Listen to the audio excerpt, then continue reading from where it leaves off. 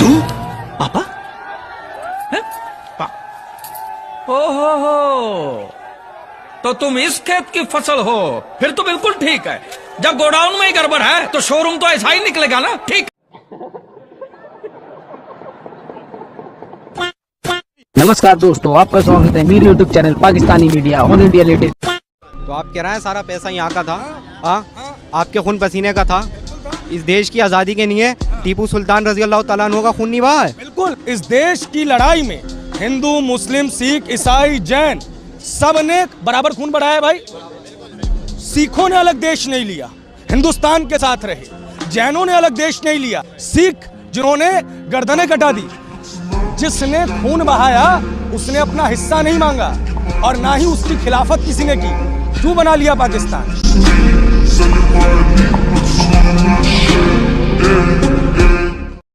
मेरी जाति सर्वश्रेष्ठ है, मेरे जाति का वर्चस्व है, मेरी जाति का इतिहास है। भैया बांग्लादेश में हिंदुओं का मारा जा रहा है, उनका घर जलाया जा रहा है, उनकी दुकानें जलाई जा रही है। किस जाति का? कौन सी जाति का? जाति पूछ के मारा जा रहा है, हिंदू पूछ के मारा जा रहा है।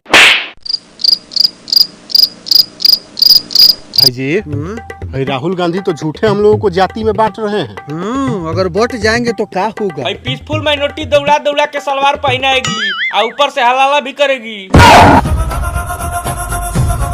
ना भाई जी, हम हिंदुओं को एकजुट रहना पड़ेगा, नहीं तो धोखा हो जाएगा।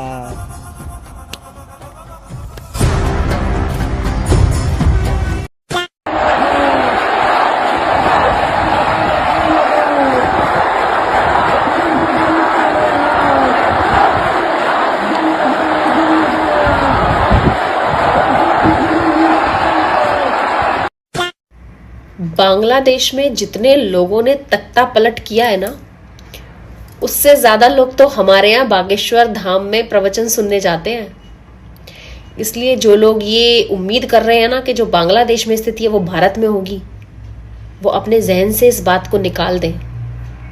भारत में कभी नहीं होगी वो स्थिति। जय हिंद। कितने अच्छा है मनुस्मृति में? सुन तो लें, बोलिए मनुस्मृति के दो श्लोक बताइए। मनुस्मृति के जी कुछ नहीं पता। मनुस्मृति का एक श्लोक, अच्छा एक बता दीजिए। अरे मैं बता रहा हूं भैया। अच्छा एक बता, मैं बता रहा हूं, बताइए। मनुस्मृति कहती है कि महिला को कभी स्वतंत्र नहीं छोड़ना चाहिए। वो स्वतंत्र रहने योग्य नहीं है। भाई पढ़े अगर बोल दिया तो अगर नहीं पढ़े अगर नहीं पढ़े का श्लोक बोल दिया तो अगर बोल दिया तो बोलिए यत्र नार्यस्तु पूज्यन्ते रमन्ते तत्र देवता बोल दिया। अब बोलिए आप क्या बोला तूने? इसमें तो कहा गया यत्र नार्य देवता। अरे सुनिए, तो यही है। सुनो आप पढ़े लिखे विद्वान व्यक्ति नहीं।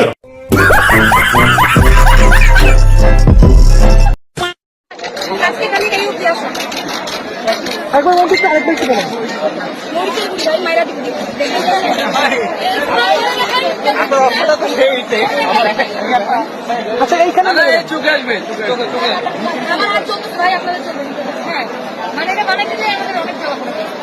আজকে এই পন্থা অবলম্বন করার কারণ কি? আপনার এই যে বন্ধুকে করে মোদি কেন কারণ এই এই যে কালকে এখানে 4টা কাজ করে মোটর দিছে, বুঝছেন তো? আজকে ঘরে মোটর দিছে, মানে দূর থেকে লাগিয়ে পারি না, বাস ঘরে মোটর দিছে। আমার চুজের মতো বাড়ি বানাবো। আজকে আমি চাচ্ছি ভাইয়ের কাছে সেরকম করে হঠাৎই করবো। এই জন্য এই বোতলে কি তোলা ছিল? মরিচের গুঁড়া। पप्पू जी, बांग्लादेश में हिंदुओं पे अत्याचार हो रहा है। हिंदुओं की सेफ्टी के लिए मोदी जी ने मजबूती से आवाज उठाया है, आप आवाजें नहीं उठाते हैं। जब गाजा में पीसफुल मेजोरिटी पर अटैक हुआ था तो हमारे पप्पू जी मजबूती के साथ आवाज उठाए थे। ट्वीट पे ट्वीट, ट्वीट पे ट्वीट, ट्वीट पे ट्वीट मार दिए थे। ओ मतलब मोदी जी उनके हैं और पप्पू जी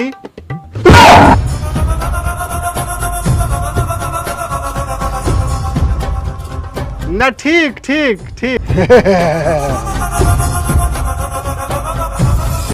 कि मोदी जी ने मुसलमानों के लिए क्या किया है तो सुनिए जी। अकड़ी 1947 से लेकर 2016 तक 50% मुस्लिमों के घर बिजली के कनेक्शन थे, जो 2019 तक सिर्फ 3 साल में 92% हो गए। यानी कि 36% मुस्लिमों को लाइट कनेक्शन सिर्फ 3 सालों के अंदर मिले। अब आ जाओ बैंक खाते पर। 2016 तक 66% मुस्लिम के बैंक खाते थी, जो 2019 तक 92% हो गए। अब करते हैं सरकारी नौकरी की बात, यानी कि गवर्नमेंट जॉब की। 2014 तक कुल 4.5% मुस्लिम गवर्नमेंट जॉब में थे, जो 2023 तक 10.5% हो चुके हैं। अब बात करते हैं स्किल इंडिया स्कीम की, जिसमें 33% मुस्लिम को स्किल किया गया है। PMEGP स्कीम के तहत 70% मुस्लिमों को बिजनेस सेट करने में मदद मिली, 70% मुस्लिमों को। अब चलो थोड़ी शिक्षा पे बात कर लेते हैं। 2014 तक 69% मुस्लिम शिक्षित थे, जो 2019 तक 74% हो गए। अब बात करते हैं मुस्लिम लड़कियों की एजुकेशन पे। 2014 तक 65% मुस्लिम लड़कियां एजुकेशन लेती थी, जो बढ़कर अब 74% हो गई है। और मोदी जी ने 3 तलाक जैसे कानून भी खत्म किए। अब आ जाओ PM आवास योजना, जिस योजना के तहत गरीबों को घर मिलते हैं। इस स्कीम में 2 करोड़ 31 लाख घर बने हैं, जिसमें से 31% सिर्फ मुसलमानों को मिले, यानी कि 2 करोड़ 31 लाख जो घर बने हैं, उसमें से 31% जो घर मिले वो सिर्फ मुस्लिमों को मिले। अब बात करते हैं PM किसान निधि योजना, जिसके तहत डायरेक्ट ट्रांसफर बैंक खातों में पैसे पहुँचते हैं किसानों के। 33% मुस्लिम है जिनके अकाउंट में सीधे पैसे उनके बैंक अकाउंट में पहुंचे। अब आ जाओ योजना, जिसके तहत सिलेंडर बांटे गए थे गरीब महिलाओं को। 2023 तक 9 करोड़ सिलेंडर बांटे गए, जिसमें से 37% सिर्फ मुस्लिम महिलाओं को मिले। अब आ जाओ हज यात्रा पर। 2014 तक हज यात्रा कोटा 1,36,000 तक था, जो मोदी जी ने 2024 तक बढ़ाकर 1,75,000 करवा दिया। और सुनो, पहले मुस्लिम महिलाएं बिना पुरुष के हज यात्रा नहीं कर सकती थी, फिर मोदी सरकार ने इसे भी खत्म करवा दिया। अब मुस्लिम महिलाएं बिना पुरुष के हज यात्रा कर सकती हैं, और की भी है। अब तक 4,000 महिलाएं ऐसी हैं जो बिना पुरुष के हज यात्रा कर चुकी हैं। और सुनो, पहले हज यात्रा पर जो GST 18% थी, जो मोदी सरकार ने हटा के सिर्फ 5% कर दी, जिससे हवाई जहाज का किराया कम हो सके। दोस्तों आंकड़े और भी हैं, इसके लिए मैं एक पूरी वीडियो बनाऊंगा। तो दोस्तों अब आप खुद ही डिसाइड कीजिए कि मोदी जी मुस्लिम विरोधी है या नहीं। तो फिर मिलते हैं नेक्स्ट वीडियो में, जब तक के लिए जय।